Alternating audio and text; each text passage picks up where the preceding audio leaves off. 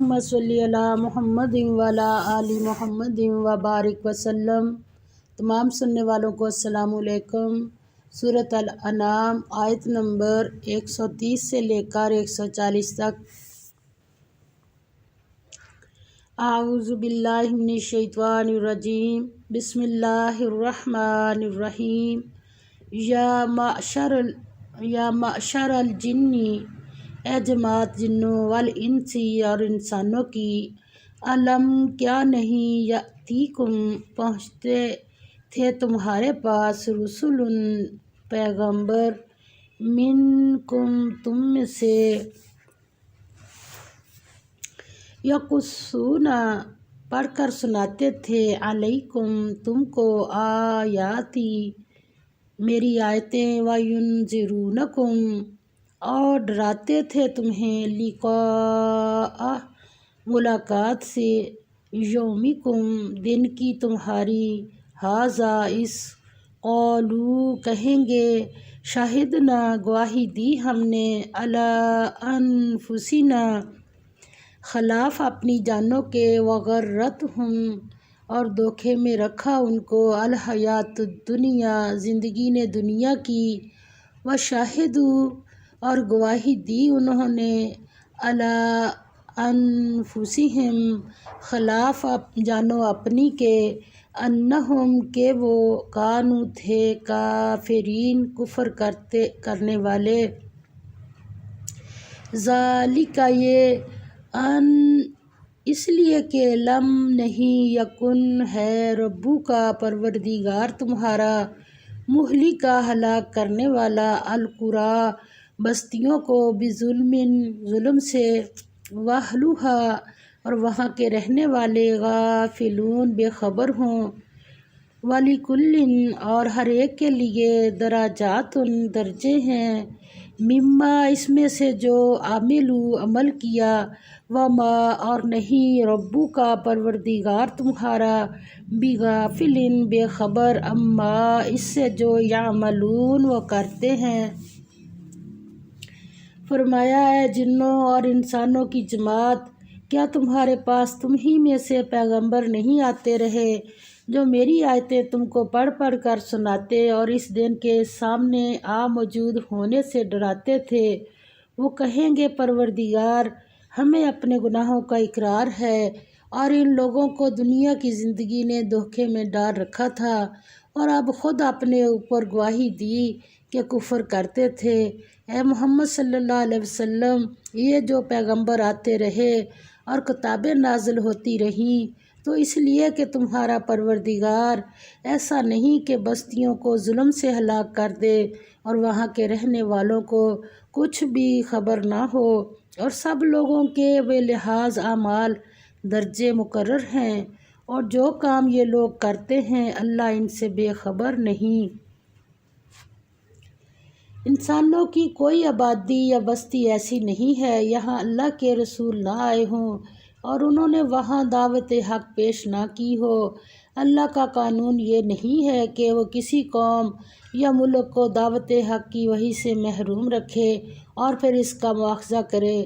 ہر فرد اور ہر گروہ کے لیے اس کے اعمال کے مطابق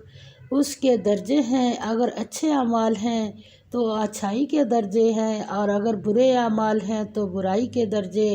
انہی کے مطابق ان کو صلہ ملے گا۔ وَرَبُّکَ اور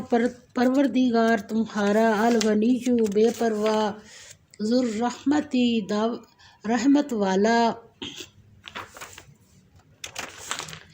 ان اگر یشاء چاہے، یذہبکم لے جائے تم کو، ویستخلف اور جان نشین بنا دے، من بعدکم پیچھے تمہارے، ما یشاء جس کو چاہے، کما جیسا کہ، انشأکم اس نے پیدا کیا تمہیں، من ذریۃ اولاد سے، قوم آخرین قوم لوگوں کی، آخرین دوسرے۔ فرمایا، اور تمہارا پروردگار بے پرواہ اور صاحب رحمت ہے، اگر چاہے تو اے بندو تمہیں نابود کر دے اور تمہارے بعد جن لوگوں کو چاہے تمہارا جانشین بنا دے، جیسا تم کو بھی دوسرے لوگوں کی نسل سے پیدا کیا ہے۔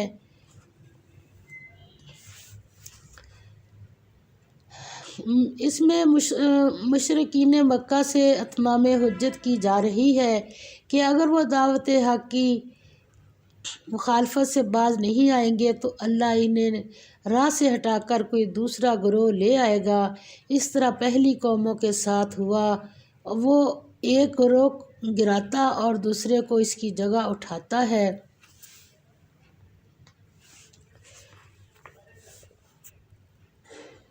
انا بے شک ما جو توعدون وعدہ تم سے کیا جاتا ہے، لآتٍ وہ آنے والا ہے، وما اور نہیں تم بمعجزین عاجز کرنے والے۔ فرمایا جو وعدہ تم سے کیا جاتا ہے وہ وقوع میں آنے والا ہے اور تم اللہ کو مغلوب نہیں کر سکتے۔ قل کہہ دو یا قومی، اے میری قوم، اعملوا عمل کرو، علی اوپر مکاناتکم اپنی جگہ، انی میں بھی عامل عمل کیے جا رہا ہوں، فسوف پس ان قریب، تعلمون معلوم ہو جائے گا تمہیں، من کس کا تکون ہوگا، لہو اس کے لیے عاقبت آخرت کا عاقبت الداری آخرت کا گھر، انہ یقیناً لا یفلح نہیں نجات پائیں گے الظالمون ظالم۔ کہہ دو کہ لوگوں تم اپنی جگہ عمل کیے جاؤ، میں اپنی جگہ عمل کیے جاتا ہوں، ان قریب تم کو معلوم ہو جائے گا کہ آخرت میں بہشت کا گھر کس کا ہوگا،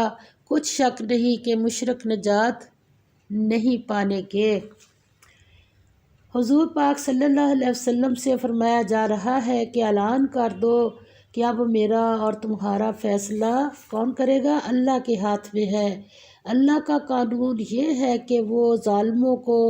داعی حق کے مقابلے میں کامیابی نہیں دیتا، لہٰذا ہم دونوں فریقوں میں سے کسی ایک کی کامیابی سے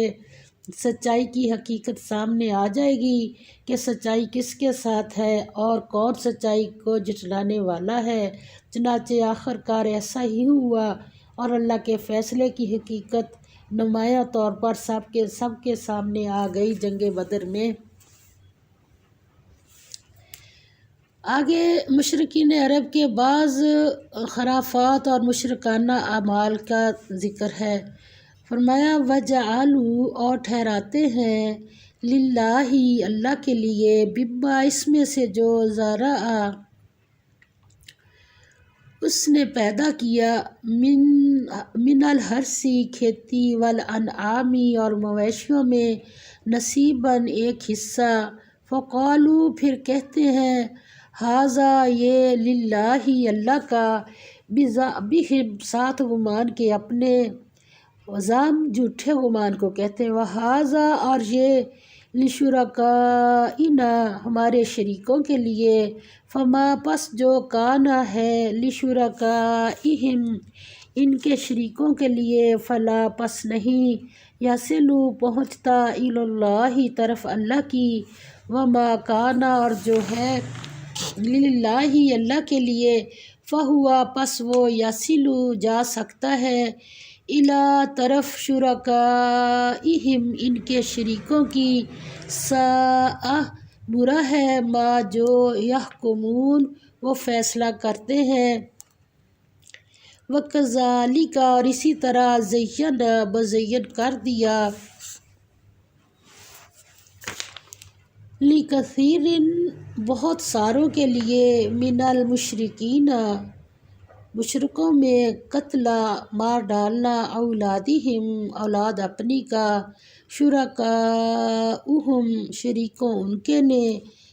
لیردوہم تاکہ ہلاک کر دیں ان کو، وَلِيَلْبِسُوا اور غلط ملت کر دیں علیہم ان پر دینہم دین ان کا ولو اور اگر شاء اللہ چاہتا اللہ ما فعلوہ نہ کرتے ایسا فذرہم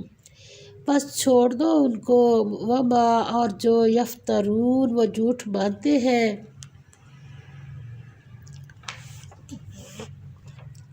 یہ ساری جو ان کی خرافات تھی اللہ نے اس کا ذکر یہاں پر کیا ہے۔ اور یہ لوگ اللہ ہی کی پیدا کی ہوئی چیزیں یعنی کھیتی اور چوپایوں میں اللہ کا بھی ایک حصہ مقرر کرتے ہیں اور اپنے خیال باطل سے کہتے ہیں کہ یہ حصہ تو اللہ کا اور یہ ہمارے شریکوں یعنی بتوں کا، تو جو حصہ ان کے شریکوں کا ہوتا ہے وہ تو اللہ کی طرف نہیں جا سکتا اور جو اللہ کا ہوتا ہے وہ ان کے شریکوں کی طرف جا سکتا ہے۔ یہ کیسا برا انصاف ہے۔ اسی طرح بہت سے مشرکوں کو ان کے شریکوں نے ان کے بچوں کو جان سے مار ڈالنا اچھا کر دکھایا ہے تاکہ انہیں ہلاکت میں ڈال دیں اور ان کے دین کو ان پر غلط ملت کر دیں، اور اگر اللہ چاہتا تو ایسا نہ کرتے، تو ان کو چھوڑ دو کہ وہ جانیں اور ان کا جھوٹ۔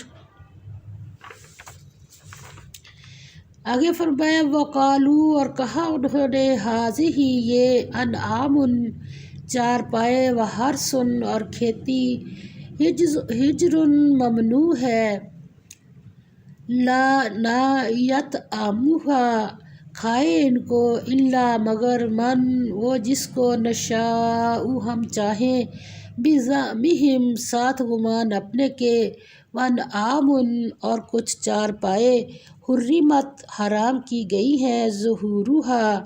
پیٹھیں ان کی وانعام اور کچھ چوپائے لا یذکرون کہ نہیں لیتے اسم نام اللہ کا علیہا ان پر افتراء جھوٹ باندھ کر علیہ اوپر اس کے سیجزیہم ان قریب بدلہ دے گا ان کو بما بسبب اس کے جو کانو تھے یفترون وہ جھوٹ باندھتے۔ وقالو اور کہتے ہیں ما فی بطونی پیٹوں میں ہے ہذہ ان جانوروں کے الانعامی خاص الانعامی ہذہ الانعامی ان جانوروں کے خالصۃ خاص لذکورنا ہمارے مردوں کے لیے ومحرم اور حرام ہے علی پر ازواجنا عورتوں ہماری وَإِنْ اور اگر یکن ہو وہ میتۃ مرا ہوا فہم پس وہ سب فیہ اس میں شرکاء شریک ہیں سیجزیہم ان قریب سزا دے گا ان کو وصفاہم ان کے ڈھکوسلوں ان کی باتوں کی انہ بے شک وہ حکیم حکمت والا علیم خبردار ہے۔ قد تحقیق خاسرہ گھاٹے میں پڑ گئے الذین وہ لوگ جنہوں نے قتل کیا اولادہم اپنی اولاد کو سفہاً بیوقوفی سے بغیر علم بغیر علم کے وحرموا اور حرام ٹھہرایا ما رزقہم رزق دیا ان کو اللہ نے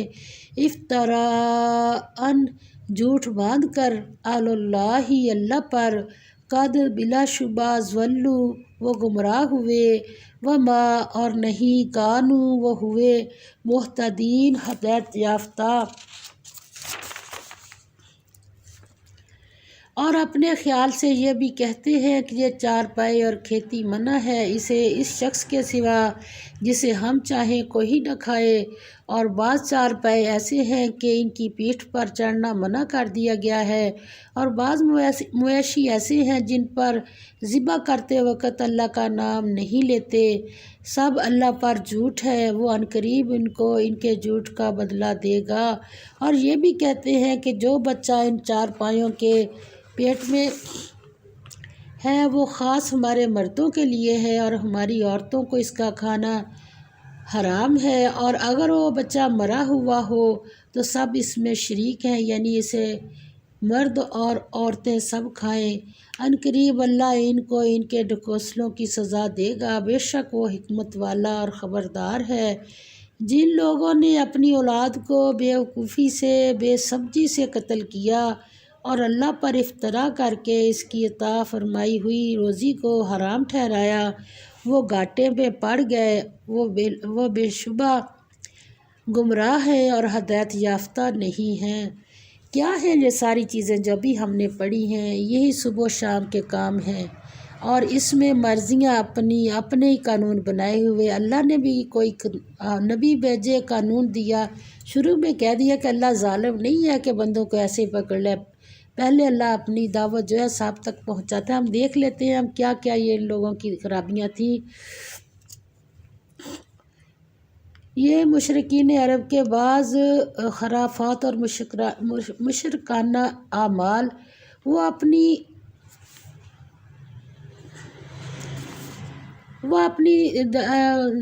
مویشی اور کھیتی اللہ کی پیدا کی ہوئی چیزیں ہیں،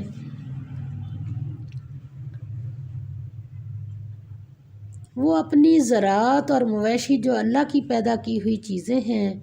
پر یہ منت مانتے کہ اتنا حصہ اللہ کے لیے ہوگا اور اتنا ہمارے بتوں کے لیے۔ اللہ کا حصہ فقیروں کو دیں گے اور بتوں کا حصہ ان کے مجاوروں کو۔ اگر اللہ کے حصے میں کوئی کمی پیشی ہو جاتی تو پرواہ نہ کرتے، لیکن بتوں کی نیاز کی بہت نگہداشت کرتے کہ اس حصے میں کمی نہیں ہونی چاہیے۔ لڑکیوں کو قتل کرتے اور ان کے کاہنوں اور بزرگوں نے ایسا کرنے کا حکم دیا تھا۔ اس فعل کو بڑی شرافت اور فخر کی بات سمجھتے تھے۔ اپنی فصل اور مویشیوں کا کچھ حصہ بت خانوں کے لیے مخصوص کرتے اور کہتے کہ مجاوروں کے سوا اور کسی کو اس کا کھانا جائز نہیں۔ اگر کوئی جانور بتوں کے نام پر چھوڑتے تو کہتے کہ اب اس سے کام لینا جائز نہیں۔ جو جانور بتوں کے لیے قربان کرتے اس پر اللہ کا نام نہ لیتے۔ جانور ذبح کرتے اور اس کے پیٹ سے کوئی بچہ نکلتا، اگر زندہ ہوتا تو صرف مرد ہی کھاتے، یہ عورتوں کے لیے جائز نہ تھا، اور مردہ ہوتا تو عورتیں بھی کھا سکتی تھیں۔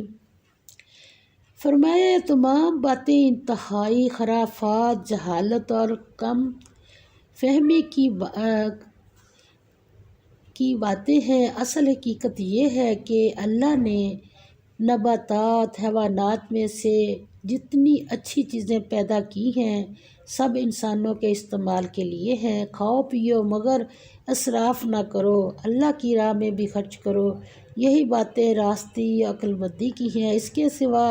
جو کچھ ہے وہ خرافات اور شیطانی وسوسے ہیں۔ اللہ تعالی ہمیں صحیح پڑھ کر صحیح عمل کی توفیق عطا فرما دے۔ وآخر دعوانا الحمد للہ رب العالمین، آمین۔